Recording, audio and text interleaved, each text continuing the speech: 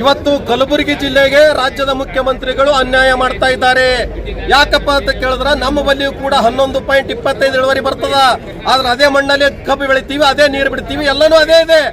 ಆದ್ರೂ ಕೂಡ ಬೆಳಗಾವದಲ್ಲಿ 3,300, ಆದ್ರೆ ಗುಲ್ಬರ್ಗದಲ್ಲಿ 3,000. ಅದು ಯಾವ ನ್ಯಾಯ? ಒಂದು ಕಣ್ಣಿಗೆ ಸುಣ್ಣ, ಒಂದು ಕಣ್ಣಿಗೆ ಬೆಣ್ಣೆ ಹಾಕ್ಬೇಡ್ರಿ. ಇವತ್ತು ಸಕ್ಕರೆ ಕಾರ್ಖಾನೆ ಮಾಲೀಕರ ಕುತಂತ್ರದಿಂದಾಗಿ ಇವತ್ತು ನಮ್ಮ ಕಬ್ಬು ಒಣಗ್ತಾ ಇವೆ. ಒಂದು ಸರಿಯಾದ ಬೆಲೆ ನಿಗದಿಪಡಿಸಲಾರದೆ ಇವತ್ತು 20 ದಿನ ಕಾಲ ವಿಳಂಬ ಮಾಡಿದ್ದೀರಿ. ದಯವಿಟ್ಟು ಸರ್ಕಾರ ಎಚ್ಚೆತ್ತುಕೊಂಡು ಈ ಭಾಗದಾಗ ಕೂಡ 3,300 ರೂಪಾಯಿ ಕೊಡ್ಲಕ್ಕ ಆದ್ಯತೆ ನೀಡಬೇಕು. ಇಲ್ಲಪ್ಪ ಅಂತಂದ್ರ ರೈತರು ನಿಮಗೆ ಶಾಪ ಹಾಕ್ತಾರ. ಯಾಕಪ್ಪ ಅಂತಂದ್ರೆ ಇವತ್ತಿನ ದಿನ ಭೀಮಾ ನದಿ ಪ್ರವಾಹ, ಅತಿವೃಷ್ಟಿಯಿಂದ ಬೆಳೆ ಹಾಳಾಗ್ಯದ. ಇವತ್ತು ರೈತನ ಕೈಯಲ್ಲಿ ದುಡ್ಡಿಲ್ಲ, ಇರುವುದು ಬೆಳೆ ಮಾತ್ರ ಕಬ್ಬು. ಕಬ್ಬಿಗಾದ್ರೂ ಒಂದು ಒಳ್ಳೆ ಬೆಲೆ ನಿಗದಿಪಡಿಸ್ರಿ ಮಾರಾಯ. ಆ ಕಾರಣಕ್ಕಾಗಿ ನಾನು ಇವತ್ತು ರಾಜ್ಯ ಸರ್ಕಾರಕ್ಕೆ ಒತ್ತಾಯ ಮಾಡ್ತೀನಿ. ಬೆಳಗಾವಿ ಬಾಗಲಕೋಟಲ್ಲಿ ಏನ್ ಬೆಲೆ ಕೊಡ್ತೀರಿ ಅದು ಕಲಬುರಗಿ ಜಿಲ್ಲೆಯಲ್ಲಿ ಕೂಡ ಕೊಡಬೇಕಂತಕ್ಕಂಥದ್ದು ಆಗ್ರಹಿಸ್ತಾ ಇದ್ದೀನಿ. ರಮೇಶ್ ಶುಗರ್, ಕಬ್ಬು ಬೆಳೆಗಾರ ಸಂಘ ಜಿಲ್ಲಾಧ್ಯಕ್ಷರು, ಕಲಬುರಗಿ. ನಮಸ್ಕಾರ ಎಲ್ಲ ಜಿಲ್ಲಾ ರೈತ ಬಾಂಧವರಿಗೆ, ರೈತ ಮುಖಂಡರಿಗೆ. ಕರ್ನಾಟಕ ಸರ್ಕಾರ ಈಗಾಗಲೇ 3,300 ರೂಪಾಯಿ ಏನು ಕಬ್ಬಿನ ಬೆಲೆ ನಿಗದಿ ಮಾಡಿದೆ. ಆಲ್ ಓವರ್ ಕರ್ನಾಟಕದಲ್ಲಿ ಆ ಬೆಲೆ ನಿಗದಿ ಆಗಬೇಕು. ಬೆಳಗಾವಿಗೆ ಒಂದು, ಗುಲ್ಬರ್ಗಕ್ಕೊಂದು, ಆ ಥರ ಮಾಡಬಾರ್ದು. ಒಂದು ಕಣ್ಣಿಗೆ ಬೆಣ್ಣೆ, ಒಂದು ಕಣ್ಣಿಗೆ ಸುಣ್ಣ ಅಂತಕ್ಕಂಥ ಇದು ಮಲ್ತಾಯಿ ಧೋರಣೆ ತೋರುವಂಥದ್ದು ಈ ಸರ್ಕಾರ ಬಿಟ್ಟು ಬಿಡಬೇಕು. ಒಂದು ವೇಳೆ ನೀವು ಇದನ್ನು ಎಚ್ಚೆತ್ತುಕೊಳ್ಳಿಲ್ಲ ಅಂದ್ರೆ ಮುಂದಿನ ದಿನಮಾನಗಳಲ್ಲಿ ನೀವು 4 ಸರ್ಕಾರದ ಈ ಸರ್ಕಾರ, ನಾವು ರೈತರೆಲ್ಲರೂ ಕೂಡಿ ಈ ಸರ್ಕಾರವನ್ನು ಮಟ್ಟ ಈ ಸರ್ಕಾರವನ್ನು ನಾವು ನೆಲಸಮಗೊಳಿಸ್ತೀವಿ. ಎಚ್ಚೆತ್ಕೊಳ್ಳಿ. ಈಗಾಗಲೇ ಮನೆ ಸಿದ್ದರಾಮಯ್ಯ ಸಾಹೇಬ್ರೆ, ನಿಮಗೊಂದು ನಾವು ಮಾತು ಹೇಳಕ್ಕೆ ಇಷ್ಟಪಡ್ತೀವಿ. ನೀವು ಹುಟ್ಟುಗ ಹೋರಾಟಗಾರರು, ನಿಮಗೆ ನಾವು ಏನೂ ಹೇಳಪ್ಲೇ ಇಲ್ಲ. ನೀವು ಹೋರಾಟಗಾರರಿಂದ ಬಂದಿದ್ರಿ. ಒಂದು ಮಾತು ಎತ್ತಿದ್ರೆ ಅಹಿಂದ ಹೋರಾಟಗಾರನ, ಅಹಿಂದ ಸಂಘಟನೆಯಿಂದ ಬಂದಿದ್ರಿ. ಪ್ರೊಫೆಸರ್ ನಂಜುಂಡಿ ಸ್ವಾಮಿ ಅವರ ಕೈಯಲ್ಲಿ ಬೆಳೆದು ಬಂದಕ್ಕಂಥ ಒಬ್ಬರ ನಾಯಕರು ನೀವು. ನಿಮಗೆ ನಾವು ಏನು ಹೇಳೋದು ಅವಶ್ಯಕತೆ ಇಲ್ಲ. ರೈತರ ನೆರವಿಗೆ ಬನ್ನಿ.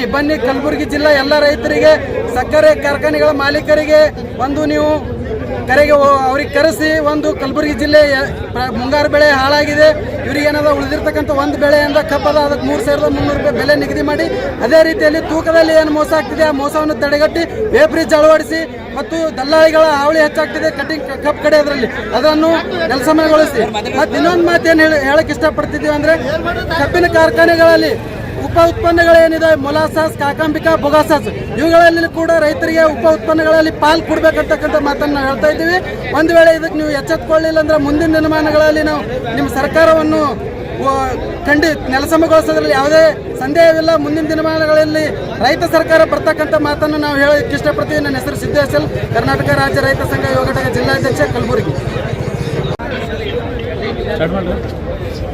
ಇವತ್ತಿನ ದಿವಸ ಉದ್ದೇಶ ಏನಪ್ಪ ಅಂದರೆ, ಕಲಬುರಗಿಯಲ್ಲಿ ಕಬ್ಬು ಬೆಳೆಗಾರರ ಸಮಸ್ಯೆ ಏನಾಗಿದೆ ಅಂದರೆ, ದಿನಾಂಕ 10/11/2025 ಅಫ್ಜಲ್ಪುರ ಬಂದ್ ಘೋಷಣೆ ಮಾಡಿ ಇಡೀ ಸುಮಾರು 5-6 ಸಾವಿರ ಜನ ರೈತರು ನಾವು 6 ದಿನಗಳಿಂದ ಧರಣಿ ಮಾಡ್ತಾ ಇದ್ವಿ. ಆ ಧರಣಿಯಲ್ಲಿ ಮಾನ್ಯ ಮುಖ್ಯ ಉಪ ನಿರ್ದೇಶಕರು, ಆಹಾರ ಇಲಾಖೆಯ ಅಧಿಕಾರಿಗಳು ಬಂದು ಏನು ಹೇಳ್ತಾರೆ, ಸರ್ಕಾರ ಆದೇಶದ ಪತ್ರ ತೆಗೆದುಕೊಂಡು ಬಂದು 3,165 ಇಡೀ ಜಿಲ್ಲೆಗೆ ಸಕ್ಕರೆ ಕಾರ್ಖಾನೆಗೆ ಅನ್ವಯ ಆಗುತ್ತದೆ, ಎಲ್ಲ ಒಂದೇ ದರ ನಿಗದಿ ಮಾಡ್ತೀವಿ ಅಂತ ಹೇಳಿ KPR ಮತ್ತು ಸಿದ್ದೇಶ್ವರಿ ಈಗಾಗಲೇ ಒಪ್ಪಿಕೊಂಡಿದೆ. ಇನ್ನು ಉಳಿದಿರುವಂಥ NSL ಮತ್ತು ಉಗರ್ ಶುಗರ್ ಮತ್ತು ಅದೇ ರೀತಿ ನಮ್ಮ ರೇಣುಕಾ ಶುಗರ್ ಫ್ಯಾಕ್ಟ್ರಿ 3 ಕಾರ್ಖಾನೆಗಳ ಜೊತೆ 4 ಗಂಟೆ ಸಭೆ ಮಾಡಿ ಅದನ್ನು ಕೂಡ ನಾವು 3,165 ದರ ನಿಗದಿಪಡಿಸಿ ಆದೇಶ ಹೊರಡಿಸುವಂಥ ಕೆಲಸ ಮಾಡ್ತೀವಿ. ಒಂದೇ ದರ ಇಡೀ ಜಿಲ್ಲೆಗೆ ಅನ್ವಯ ಆಗ್ತದೆ ಅನ್ನುವಂಥ ಸ್ಪಷ್ಟವಾಗಿ ಮಾನ್ಯ ಉಪನಿರ್ದೇಶಕರು, ಆಹಾರ ಇಲಾಖೆಯವರು ಹೇಳ್ತಾರೆ. ಆದರೆ ಅದು ಹೇಳಿದ 2 ದಿವಸದಲ್ಲಿ ಎಲ್ಲ ಸಕ್ಕರೆ ಕಾರ್ಖಾನೆಗಳು ಅವರ ಪತ್ರಿಕೆ ಮುಖಾಂತರ, ವಾಟ್ಸಪ್ ಮತ್ತು ಫೇಸ್ಬುಕ್ಗಳಲ್ಲಿ ಅವರು 3,000 ರೂಪಾಯಿ ಅಂತೇಳಿ ದರ ನಿಗದಿ 2,900 ಫಸ್ಟಿನ ಕಂತು ಕೊಟ್ಟು 50 ರೂಪಾಯಿ ಸರ್ಕಾರ ಕೊಟ್ಟಾಗ ನಾವು 50 ಕೊಡ್ತೇವೆ ಅಂತೇಳಿ ಟೋಟಲ್ 3,000 ರೂಪಾಯಿ ದರ ನಿಗದಿ ಮಾಡ್ತಾರೆ. ಹೀಗಾಗಿ ಇವತ್ತು ಜಿಲ್ಲಾಡಳಿತ ವಿಫಲವಾಗಿದೆ. ಸಕ್ಕರೆ ಕಾರ್ಖಾನೆ ಜೊತೆ ಮಂಡಿ ಊರಿ ಇವತ್ತು ಅವ್ರು ಹೇಳದಂತೆ ಕೇಳ್ತಾ ಇದ್ದಾರೆ. ಹಾಗಾಗಿ ಇವತ್ತು ಉಪನಿರ್ದೇಶಕರು ಒಂದು ವೇಳೆ ಮಾತು ತಪ್ಪಿದರೆ ಅವರು ಅಮಾನತು ಆಗುವವರೆಗೂ ನಾವು ರೈತರು ಹೋರಾಟ ಮಾಡುವಂತ ವ್ಯವಸ್ಥೆ ಮಾಡ್ತೀವಿ. ಈ ಜಿಲ್ಲಾಧಿಕಾರಿಗಳು ಬರೇ 4 ಗೋಡೆಗಳ ಮಧ್ಯದಲ್ಲಿ ಇವತ್ತು ಅವರು ಸಭೆ ಮಾಡುವ ಮುಖಾಂತರ ಇಷ್ಟೇ ರೈತರ ಸಭೆಗಳು ಮಾಡ್ತಾ ಇದ್ದಾರೆ. ಆದರೆ ರೈತರ ಹೋರಾಟಕ್ಕೆ ಬರೋದಾಗ್ಲಿ, ರೈತರ ಹೋರಾಟಕ್ಕೆ ಮನವಿ ತೆಗೆದುಕೊಳ್ಳೋದಾಗ್ಲಿ, ರೈತರ ಸಮಸ್ಯೆಗಳನ್ನು ಕೇಳುವಂಥದ್ದು ಇವತ್ತು ವ್ಯವಸ್ಥೆ ನಮ್ಮ ಮಾನ್ಯ ಜಿಲ್ಲಾಧಿಕಾರಿಗಳು ಇಲ್ಲ. ಹಾಗಾಗಿ ಮಾನ್ಯ ಉಸ್ತುವಾರಿ ನಾನು ನೇರವಾಗಿ ಇವತ್ತು ನಿಮಗೆ ಕೇಳ್ತಾ ಇದ್ದೀನಿ, ನೀವು RSS ಪಥ ಸಂಚಲನ ಇದು ಸರ್ಕಾರಿ ಜಾಗಗಳಲ್ಲಿ ಆಗಬಾರ್ದು ಅಂತೇಳಿ ಮಾನ್ಯ CM ಅವರಿಗೆ ಪತ್ರ ಬರೀತೀರಿ. 24 ಗಂಟೆದಲ್ಲಿ ಅದು ಆದೇಶ ಬರುತ್ತೆ, ಸರ್ಕಾರಿ ಜಾಗದಲ್ಲಿ ಯಾರು ಇವು ಕಾರ್ಯಕ್ರಮ ಸಭೆ ಮಾಡಬಾರ್ದು ಅಂತೇಳಿ. ಆದರೆ ನೀವು ಕಬ್ಬು ಬೆಳೆಗಾರರ ಸಮಸ್ಯೆ ಬಗ್ಗೆ ಯಾಕೆ CM ಅವರಿಗೆ ಮನವಿ ಸಲ್ಲಿಸ್ತಾ ಇಲ್ಲ, ಯಾಕೆ ನೀವು ಪತ್ರ ಬರೀತಾ ಇಲ್ಲ? ಹಾಗಾಗಿ ನೀವು ರೈತರಿಗೆ ದ್ರೋಹ ಮಾಡುವಂತ ಸರ್ಕಾರ ಇದೆ ನಿಮ್ದು ಸರ್ಕಾರ. ರೈತರು ಇವತ್ತು ಬೆಳಗಾವಿ ಭಾಗದಲ್ಲಿ 3,300 ಕೊಟ್ರೆ, ನಮ್ಮ ಭಾಗದಲ್ಲಿ ಇವತ್ತು 3,000 ಸರ್ಕಾರ ಇವತ್ತು ಸಕ್ಕರೆ ಕಾರ್ಖಾನೆಗಳು ಒಪ್ಪಿಕೊಂಡಿದ್ದಾರೆ. ಆದರೆ ರೈತರು ಒಪ್ಪಿಲ್ಲ. ನಿಮಗೆ ಏನೋ ಮಾನವೀಯತೆ ಇದ್ರೆ ಮಾನ್ಯ ಉಸ್ತುವಾರಿಗಳಿಗೆ ನಿಮಗೆ ಏನಾದರೂ ಮಾನವೀಯತೆ ಇದ್ರೆ ಕೂಡಲೇ ಇವತ್ತು ರಾಜ್ಯ ಸರ್ಕಾರ ಪತ್ರ ಬರೆದು ಇವತ್ತು ಬೆಳಗಾವಿ ಭಾಗದಲ್ಲಿ 3,300 ಏನಾಗಿದೆ, ಅದೇ ರೀತಿ ನಮ್ಮ ಭಾಗದಲ್ಲೂ ಕೂಡ ಇವತ್ತು 3,165ಕ್ಕೆ ನಾವು ರೈತರು ಒಪ್ಕೊಂಡಿದ್ದೀವಿ. ಅದೇ ದರ ನಿಗದಿ ಮಾಡಿ ನೀವು ಇವತ್ತು ಹೊರಡಿಸಬೇಕು.